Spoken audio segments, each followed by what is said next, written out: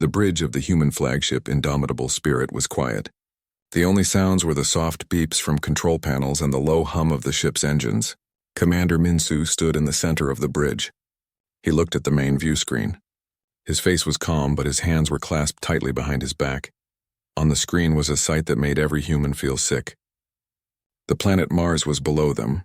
It was no longer red. Large parts of it were black and scarred. Smoke rose from its surface. Above Mars hung the Zelnari fleet. The alien ships did not look like human ships. They were long and twisted, like dark roots pulled from some terrible tree. They moved slowly without any hurry. They knew they had already won. A young officer named Ji-hyun spoke from her station. Her voice was steady, but Min-soo could hear the tension in it. "Commander, we are receiving another transmission from the Zelnari flagship. It's for you." Min-soo gave a small nod. "Put it on the main screen, Ji-hyun." The image of Mars disappeared. In its place was the face of High Commander Kael'thas. The Zelnari looked a little like a lizard.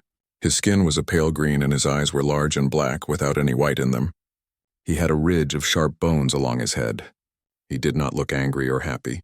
He looked bored. "Commander Min-soo," Kael'thas said. His voice was a dry hiss that came from the translators. "You have had time to consider our offer. Your delay is inefficient. What is your answer?" Min-soo took a slow breath. "Our answer is the same as before, High Commander. Humanity will not surrender." Kael'thas made a soft clicking sound. It was the Zelnari version of a sigh. "You are stubborn. You cling to this planet as if it matters. It does not. Your entire species is a small, loud thing in a very large galaxy." He leaned closer to his own screen. "You fight with passion. You shout and feel anger. This is why you lose. War is not about feeling. It is about mathematics. It is about the correct placement of ships and the correct use of power. Your fleet is out of position. Your power is weak. Your defeat is a simple calculation." Min-soo did not reply. He just watched. "We offered you terms," Kael'thas continued. "We offered to let some of you live, to serve us. This was a courtesy, a kindness we extend to primitive races who do not understand their place. But your refusal is rude. It wastes our time." On the bridge, the human crew listened. Their faces were hard. They remembered the colonies on Mars. They remembered the millions of people who had lived there. The Zelnari had not shown them any courtesy. "You have one final chance," Kael'thas said. "I will give you one more of your Earth cycles to decide. Lower your shields. Power down your weapons. Surrender completely. If you do not, we will destroy your fleet. Then we will move to your home planet. We will do to Earth what we did to Mars." The image of Mars returned to the screen. The black scars and the smoke were a clear promise. The transmission ended. The bridge was silent again. The only sound was the hum of the ship. Everyone looked at Commander Min-soo. He turned slowly to face his crew. He saw Ji-hyun, her hands clenched into fists on her console. He saw the young pilot, Jae, standing near the lift, his eyes wide with a mix of fear and anger. He saw the faces of all his men and women. They were tired. They were scared. But they were ready. For months they had fought a polite war. They had tried to match the Zelnari in fleet battles. They had tried to be honorable. They had tried to fight the way the galaxy expected them to fight. And they had lost every time. The Zelnari saw war as a game of chess. They took pieces. They set traps. They thought the goal was to prove you were smarter. Humanity was done playing games. Min-soo walked to his command chair. He did not sit down. He pressed a button on the armrest. A secure communication line opened. It was a direct line to a secret base on Earth's moon. A woman's face appeared on a small screen. It was Dr. Soo-jin. Her hair was messy and she looked like she had not slept in days, but her eyes were sharp and clear. "Commander," she said. Her voice was quiet. "Doctor," Min-soo replied. "The courtesy period is over. They have given us one more day." Soo-jin nodded slowly. "The weapon is ready.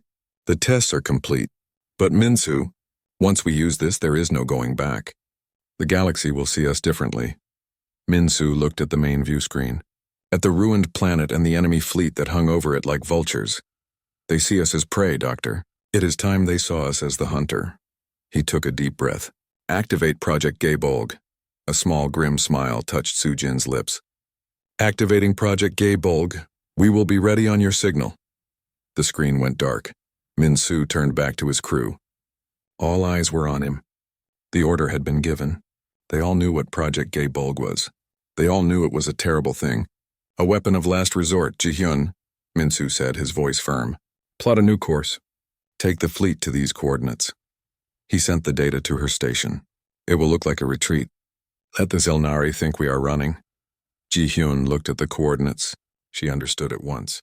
It was a position that would put the Zelnari fleet directly between them and the moon. It was the perfect spot for an ambush. Yes, Commander. Jay, Minsu said to the young pilot. Get to your ship. Your squadron will be our shield. When the time comes, you will need to be brave. Jay stood up straight. He was scared, but he was proud. We are ready, sir. Minsu looked at them all. His family, his crew. The last line of defense for Earth. For months we have fought their war, he said, his voice low but carrying across the quiet bridge. We have followed their rules. We have been courteous. He said the word like it was a curse. We have lost friends. We have lost worlds. We offered them peace and they called us weak. He walked to the center of the bridge, his boots quiet on the floor. No more. The time for courtesy is gone. They think they know what war is. They know nothing. We are going to show them. We are going to unveil what true war looks like. He looked at the image of the Zelnari fleet on the screen. His eyes were no longer just calm. They were cold. They were the eyes of a man who had run out of choices. Let's begin. The silence on the bridge of the indomitable spirit was a heavy thing. It pressed down on the crew, filled with the memory of the commander's words. The time for courtesy was gone. On the main view screen, the Zelnari fleet hung, motionless and arrogant. They were waiting. They thought the humans were spending their last day in prayer or panic. They were wrong. Deep below the surface of Earth's moon, in a bunker carved out of cold rock, Dr. Soo-jin watched her screens. The message from Commander Minsu glowed in simple text. The courtesy period is over. Activate Project Gay Bulg. She had not slept properly in a week. Her eyes were red and her black hair was tied back in a messy knot. Her hands, though, were perfectly steady. For years, she and her team had worked in the sterile gray room. They had called it the Vault. They had built a key here, a key to a door that should never be opened. He gave the order, she said, her voice echoing slightly in the quiet room. Her team, a dozen of Earth's best physicists and engineers, looked up from their stations. There was no celebration, no cheers, only a grim acceptance. They had all hoped this day would never come. Initiate the primary power sequence, Soo-jin commanded. I want full diagnostics on the emitter array. We will only get one shot. A low hum began to fill the vault. It was a sound that was more felt than heard, a vibration that came up through the floor and into their bones. The main screen in the center of the room lit up. It showed a complex schematic of a weapon. It did not look like a gun or a missile. It was a series of powerful rings built into a massive crater on the moon's far side. Its name, Gay Bulg, came from an old Earth myth. It was a spear that always found its target and could not be stopped. The principle was simple, and because of that it was terrifying. The Zelnari shields were designed to stop energy. They could block lasers and plasma. They could deflect solid projectiles. But Gay Bulg did not shoot energy or matter. It shot a problem, a physics problem. It used immense power to create a tiny, temporary flaw in space-time, a singularity. A tiny, super-heavy point that would exist for less than a second. In that second, it would pull everything towards it with the force of a dying star. Then it would vanish. There would be no explosion to block. There was no shield that could stop gravity itself. Power at 40%, one of her engineers called out. The Zelnari will see the energy build up, another scientist said, his voice tight with worry. Let them see, Soo-jin replied, her eyes fixed on the schematics. They will think it is a reactor about to explode. They believe we are clumsy. They believe we make mistakes. Their arrogance is part of the weapon, too. On the Zelnari flagship, the Will of Order, High Commander Keltas reviewed the fleet's positions. It was perfect. A beautiful, logical arrangement. Every ship was in its place, supporting the others. It was a work of art. A junior officer approached him. High Commander, we are detecting a significant power fluctuation from the humans' lunar base. It is an irregular signature. It does not match any known weapon system. Keltas did not look up from his display. They are desperate. They are probably trying to overload their own reactors to create a distraction. Or perhaps it is a failed attempt to power a new shield. Human technology is messy. It is based on emotion, not precision. Ignore it. But Commander, the energy levels are extremely high. They are wasting the last of their power, Kael'thas interrupted, his voice dripping with disdain. It is a final pointless act of defiance. A child knocking over his toys when he loses a game. It is beneath our notice. Continue monitoring their fleet. That is where the real threat is. The officer bowed his head and retreated. Kael'thas returned to his plans. The humans were moving their ships. It looked like a retreat, a clumsy attempt to regroup. He was almost disappointed. He had expected a more interesting final move. On the bridge of the indomitable spirit, Minsu watched the moon on his screen. He could not see the weapon, but he knew it was there. He knew Sujin was down there in the cold and the dark, preparing to change the fate of humanity. Ji-hyun spoke from her station. The Zelnari fleet is holding its position. They are observing our movement. They have detected the energy buildup on the moon, but they are not reacting. Minsu nodded. They think it's a mistake. They think we are breaking our own toys. He allowed himself a small, cold smile. Let them think that. He turned to the communications officer. Open a fleet-wide channel. Audio only. A light on his console turned green. Every human pilot, every gunner, every engineer on every ship could now hear him. This is Commander Minsu, he began, his voice calm and clear. In a few moments, everything will change. The Zelnari believe they have already won. They believe they understand war. They are about to learn how wrong they are. He paused, choosing his words carefully. Do not be afraid of what you are about to see. It is a terrible thing. But it is a thing they forced us to build. They left us with no other choice. Today we stop being the polite newcomers. Today we become the defenders of Earth. And we will defend it with every tool we have. For our friends on Mars, for our home. Stand ready, he closed the channel. The bridge was quiet again, but the silence was different now. It was not a silence of fear. It was the silence before a storm. In the lunar vault, the hum had grown into a deep thrumming. The lights flickered slightly, drawing power from the main grid. Power at 90%, the engineer called out. Sujin wiped a trickle of sweat from her forehead. Her screen showed the targeting solution. The crosshairs were centered on the largest Zelnari ship, the one they called the Will of Order. It was the brain of their fleet. The symbol of their power. Emitter array is green. All systems are nominal. She took a deep breath.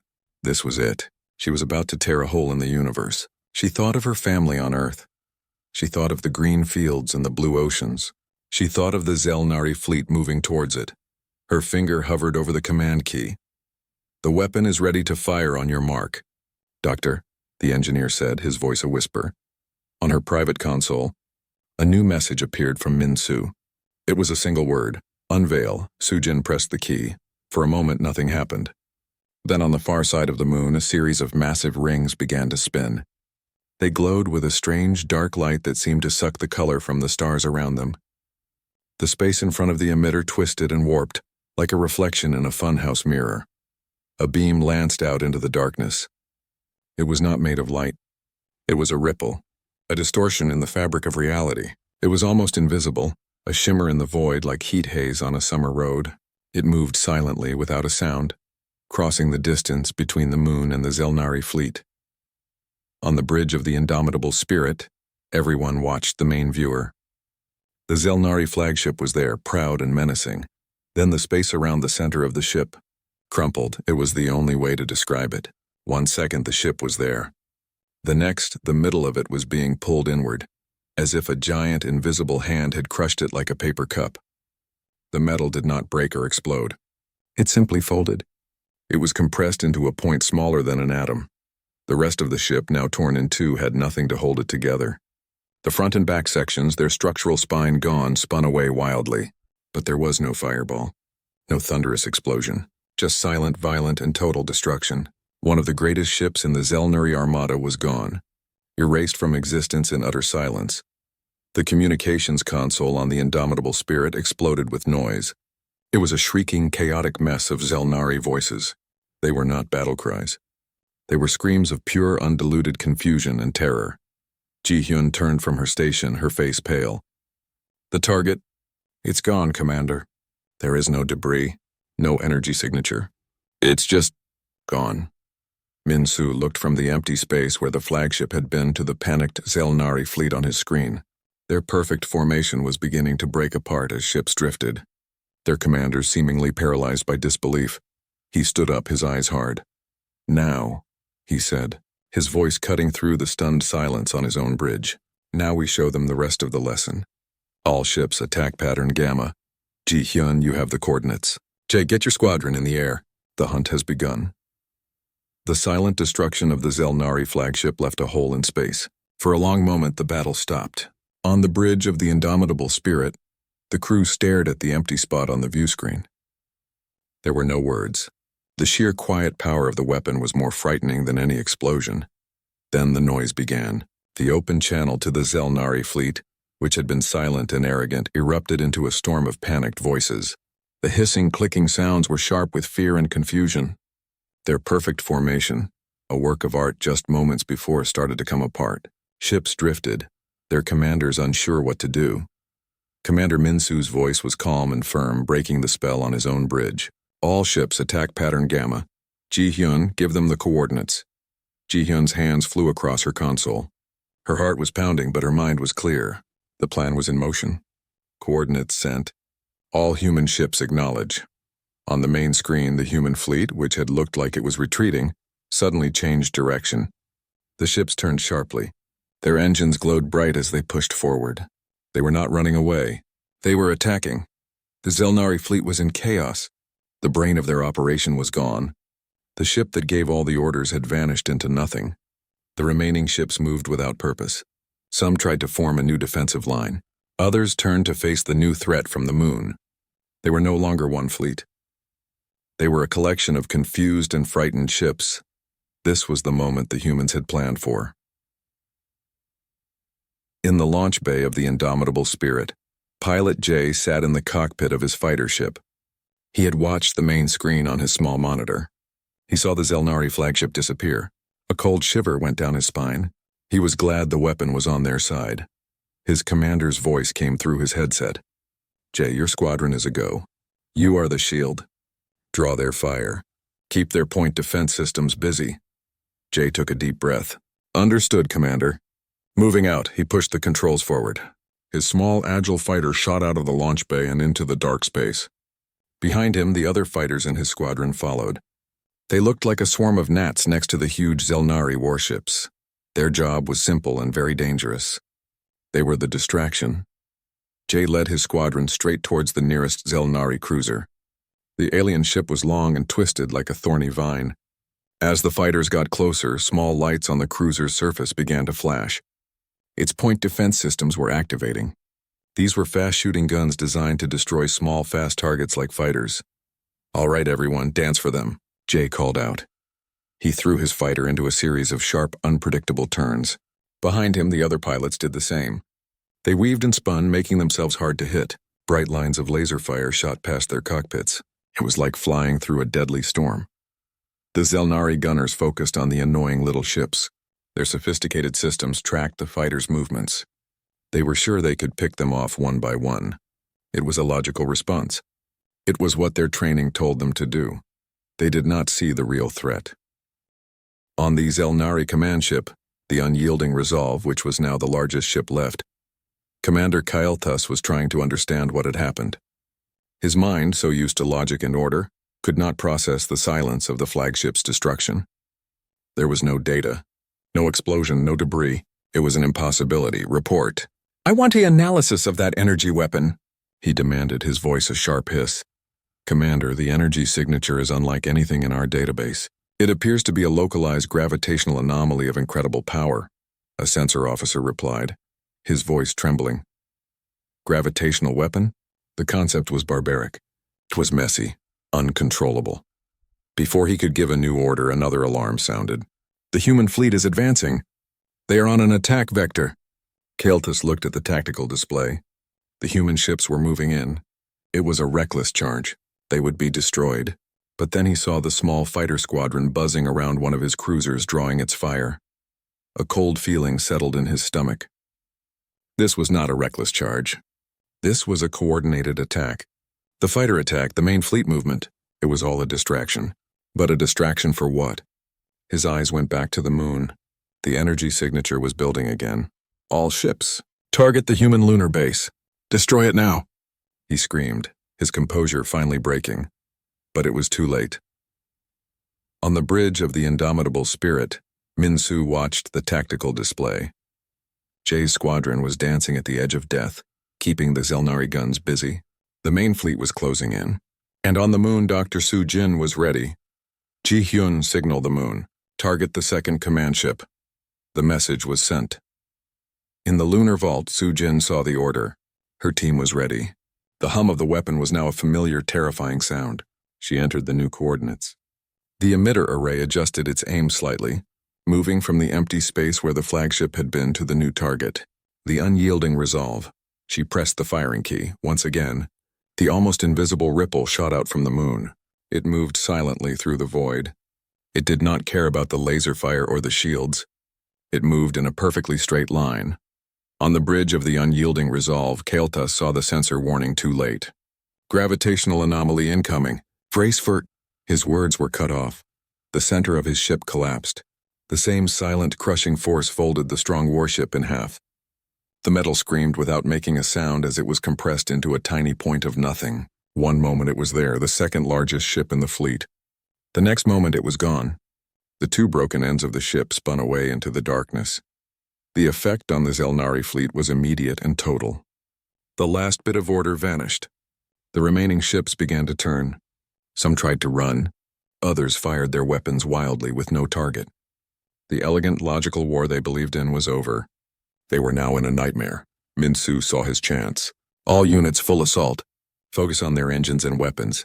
Do not let them regroup. The human fleet fell upon the disorganized Zelnari like wolves. Without their commanders, the alien ships fought alone. They were powerful, but they were not prepared for this kind of fight. This was not a battle of position. This was a brawl. Jay and his fighter squadron, now freed from the point defense guns, joined the attack. They flew close to the enemy ships, firing their small missiles at weak points. They moved too fast for the confused Zelnari gunners to track. The space between the moon and Mars became a scene of chaos and fire. But the loudest, most terrifying weapon was the one that made no sound at all, and everyone, human and Zelnari alike, knew it was still ready to fire again from the silent gray moon.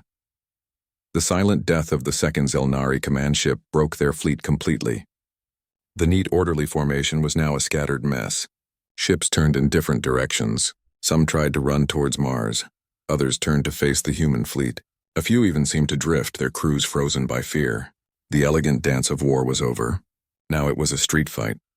On the bridge of the Indomitable Spirit, Commander Min-Su watched the chaos. His face was hard. He felt no joy in this, only a grim necessity. Ji-Hyun, he said, his voice low. Coordinate the attack. Target their command and control systems first. Blind them. Then go for their engines. We will not let a single ship escape to warn their homeworld. Ji-Hyun nodded, her fingers flying across her console. Yes, Commander. Sending targeting data to all ships. She was no longer just an officer following orders. She was a conductor leading a terrible symphony of destruction. The human fleet moved with a new purpose. They were no longer the underdogs fighting a losing battle. They were hunters, and the Zelnari were their prey. The first wave of the human attack was electronic. Powerful jamming signals flooded the Zelnari communication channels. The panicked voices of the alien commanders were cut off, replaced by a loud static hiss. The ships could no longer talk to each other. They were alone. Then, the physical attack began. Human cruisers, smaller and faster than the Zelnari warships, moved in close.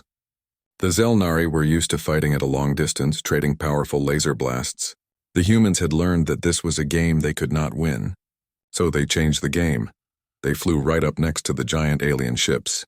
They fired their plasma cannons at close range, aiming for the delicate sensor arrays and communication dishes on the enemy hulls. Without these, the Zelnari ships were blind and deaf. One Zelnari cruiser tried to turn its main gun on a human ship. But the human ship was too close. The big gun could not aim down that far. It was like trying to swat a fly with a tree. The human ship fired a volley of missiles into the cruiser's engine section. A bright orange explosion tore through the back of the alien ship and it went dark. This was not the clean, precise war the Zelnari knew. This was messy, brutal, and personal. Pilot Jay saw his chance. With the big ships busy, The Zelnari point defense systems were not paying attention to the little fighters anymore. "Squadron, form up on me," he called into his headset. "We're going hunting for the big ones." He led his fighters towards a Zelnari destroyer that was trying to retreat. The destroyer was firing its engines, trying to get away from the main fight. "Target its main engine nozzles," Jay ordered. "We slow it down, the big ships can finish it." His fighter swooped down towards the back of the destroyer. The alien ship was covered in sharp, bony spikes. It looked like a sea monster. Jay ignored the sight and focused on his target. The glowing vents of the engine grew larger in his viewfinder. He pressed the firing button. A pair of missiles shot from his wings. They streaked towards the engine and hit it dead on. Two small explosions bloomed at the back of the destroyer. The bright glow of its engines flickered and died. The ship was dead in the water. "Good hit, Jay," one of his wingmen called. "All ships, that destroyer is disabled." "Move to the next target," Jay said, pulling his fighter into a sharp climb. He looked at his scanner. The Zelnari fleet was being systematically taken apart. It was not a battle anymore. It was a harvest. A harvest of ruin. On the Zelnari ship Whisper of the Void, Commander Kael'thas was a prisoner in his own mind. His ship had survived the initial attack. He had watched in horror as his fleet was torn to pieces. The human tactics were savage. They did not fight to disable. They fought to destroy. A junior officer ran to him, his green skin pale with fear. "Commander, our communications are jammed. The humans are using some kind of plasma weapon at close range. They are targeting our sensors. We cannot see." Kael'thas stared at the main view screen. It was filled with static. He could see nothing. He could hear nothing from the other ships. He was blind and alone. "This is not war," he whispered, his voice cracking. "This is butchery." He thought of the human commander, Minsu. He had thought the human was primitive. He had thought his emotions made him weak. Now he understood. Those emotions had not made him weak. They had made him creative. They had given him the will to build a terrible weapon and the courage to use it without mercy. A loud crash shook the ship. The lights flickered. "They are boarding us!" Someone screamed. "Boarding?" The Zelnari never boarded ships. It was too dangerous, too unpredictable. But the humans did. Small pods designed to punch through the hull of a ship had attached themselves to the Whisper of the Void. Human soldiers in armored suits were now inside the ship. They were not there to take prisoners. They were there to plant explosives deep inside the hull. Kael'thas heard the sound of energy weapons firing in the corridors outside the bridge. It was the sound of his end approaching. He had come to conquer a planet. He would die in a dark, silent metal box, killed by an enemy he never understood. On the bridge of the Indomitable Spirit, Minsu received reports from all across the battlefield. Enemy command ship Whisper of the Void has been boarded and scuttled. It is destroyed. 3 enemy cruisers have been disabled. Their crews are surrendering. The remaining enemy forces are in full retreat towards the edge of the system. Minsu listened to each report. He looked at the main screen. The space between the moon and Mars was littered with the broken hulls of Zelnari ships. A few human ships were damaged, but none were lost. The victory was total. It was absolute. Ji-hyun turned from her station. Her face was tired, but her eyes were clear. "The fleet reports the battle is over, Commander. We have won." The bridge crew let out a collective breath. Some people smiled weakly. Others just looked stunned. Minsu did not smile. He looked at the wreckage on the screen. He looked at the planet Mars, still scarred and burning. "It is not over," he said quietly. "Winning a battle is not the same as winning the war. We have shown them our teeth. Now we must show them our will." He walked to his command chair and sat down. He pressed a button. "Open a channel to the Zelnari fleet. Broadcast it on all frequencies. I want to talk to whoever is left in command." A light on his console turned green. The channel was open. Every Zelnari ship, every human ship could hear him. "This is Commander Minsu of the Earthship Indomitable Spirit," he began, his voice cold and steady. "The battle for the Sol system is over. You have lost." He paused, letting the words hang in the silence. "You came to our home. You destroyed our world. You offered us surrender and called it a courtesy. You were wrong. Your courtesy was an insult. Your war was a game." He leaned forward slightly, his eyes fixed on the view screen as if he could see the fleeing Zelnari commanders. "Remember what you saw here today. Remember the silence of your flagship's death. Remember how your great fleet was broken. This was not our full strength. This was only a lesson. The first lesson: He took a slow breath. Leave this system. Go back to your leaders. Tell them what humanity can do when it is pushed. Tell them that Earth's courtesy is gone. And tell them this. If you ever return, we will not be fighting a battle. We will be fighting a war of extinction. There will be no more warnings. There will be no more lessons. There will only be an end. He closed the channel. The bridge was utterly silent. The crew looked at their commander. He had not just won a battle. He had drawn a line in the stars. He had told the entire galaxy that humanity was no longer a polite newcomer. They were a power. A terrible final power. The war was over. But a new, colder peace had just begun. The silence on the bridge of the indomitable spirit felt different now. It was not the tense quiet before a storm, or the shocked hush after the gay bulg had fired. This silence was deep and heavy, filled with the echo of the commander's words.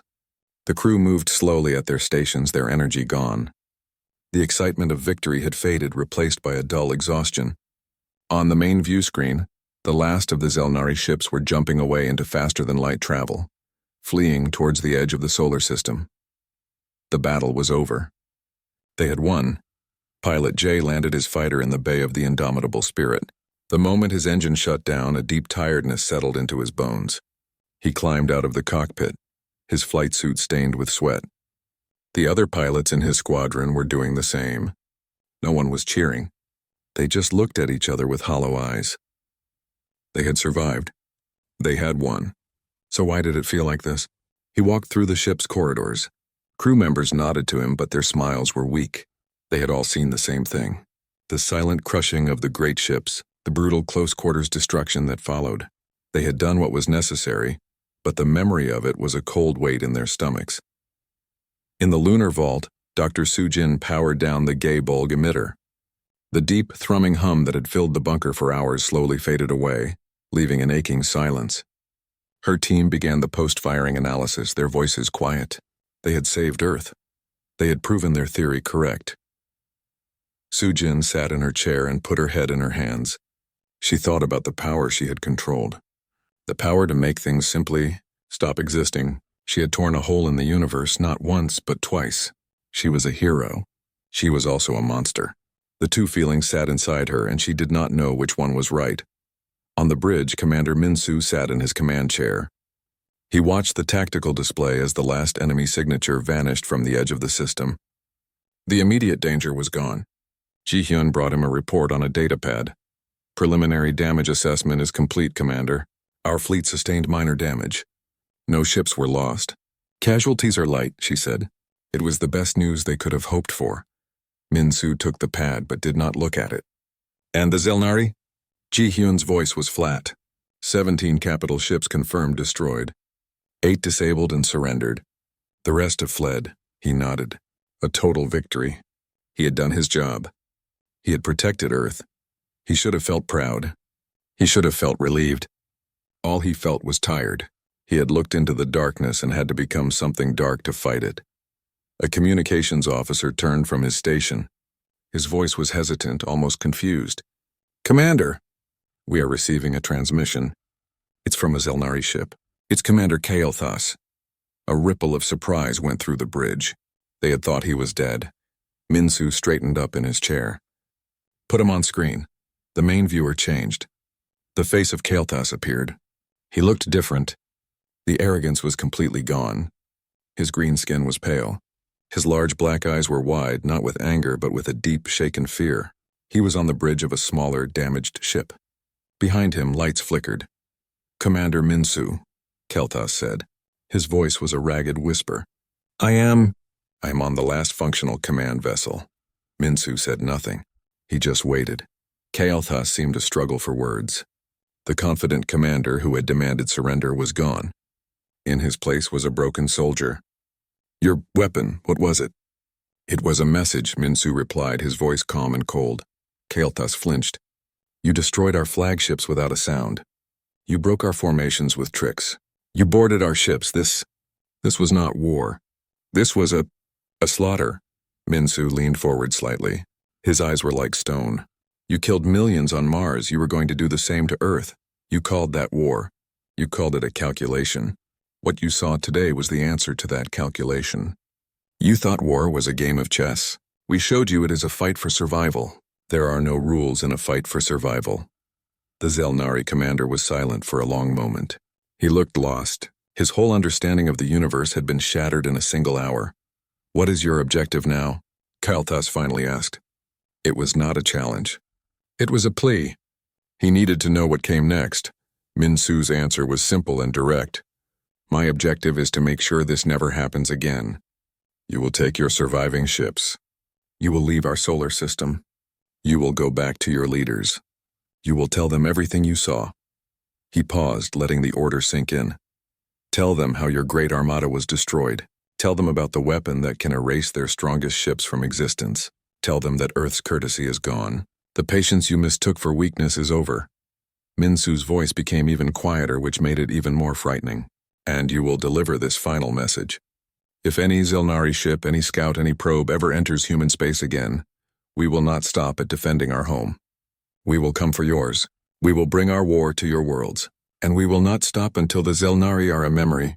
This is not a threat. It is a promise. On the screen, Kael'thas seemed to shrink. The last of his pride evaporated.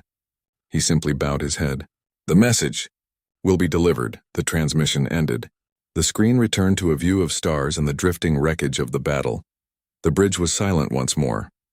Minsu stood up and walked to the large window at the front of the bridge. He looked out at the peaceful stars. They looked the same as they always had, but he knew that everything had changed. Humanity was no longer just one species among many in the galaxy. They were the ones who had unveiled true war. They were the ones who had a weapon that could silence the universe. He felt a presence next to him. It was Ji-hyun. He will tell them, she said softly. Yes, he will, Minsu replied. And they will be afraid. Minsu finally turned to look at his crew. He saw their tired young faces. They had done what was needed. They had crossed a line and they could never go back. That is the point, he said. Let them be afraid. Let them all be afraid, so that our children can look at the stars with wonder, and not with fear. He gave one last order. Set a course for home.